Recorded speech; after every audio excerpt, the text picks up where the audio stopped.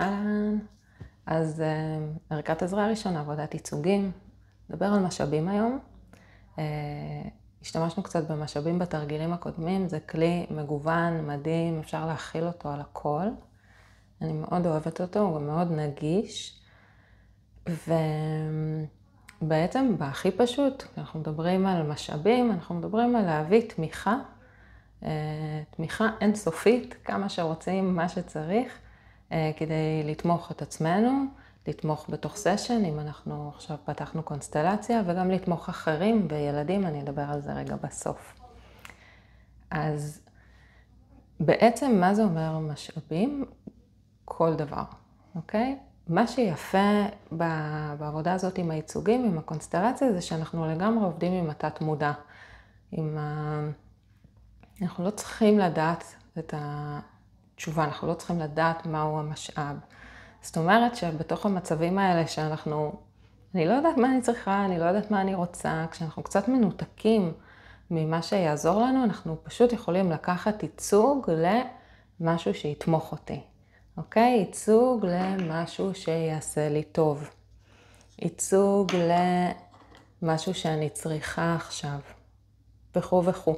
המערכת יודעת מה זה הדבר הזה. גם אם אני במיינד שלי, כאילו ברמת התודעה שלי כרגע לא יודעת מה זה הדבר הזה, המערכת שלי יודעת מה זה הדבר הזה, והיא תיקח אותו, והיא מתחילה להניע אותו. היא מתחילה לזהות את הדבר הזה במרחב האפשרויות שלי, והיא מתחילה להביא לי את האיכות הזאת שאני צריכה. אז ממש אפשר לעבוד עם זה בלי לדעת מה זה הדבר הזה, רק לקחת משאב.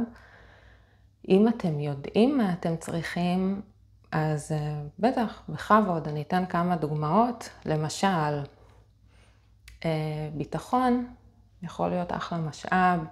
למשל, מישהו שיראה אותי. למשל, חיבוק.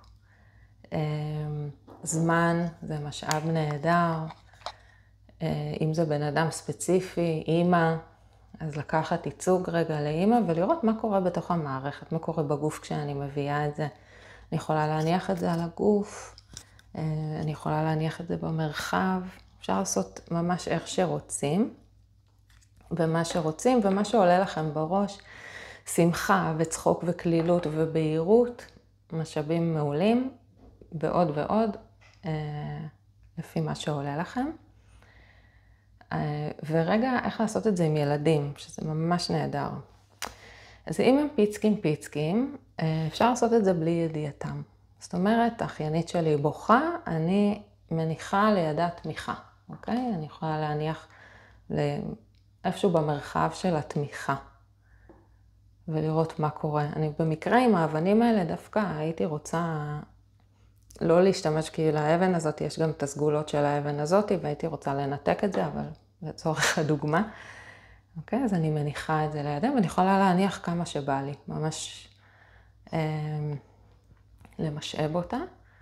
ואם זה ילדים קצת יותר גדולים, שכבר מבינים, אז אפשר אפילו ממש לשתף אותם בתהליך. זאת אומרת, בואי רגע תבחרי משהו שיחזק אותך, או בוא תיקח משהו שיתמוך אותך, או משהו שיעזור לך, משהו שיעשה לך נעים, כאילו לפי הגיל, לפי רמת ההבנה שלהם.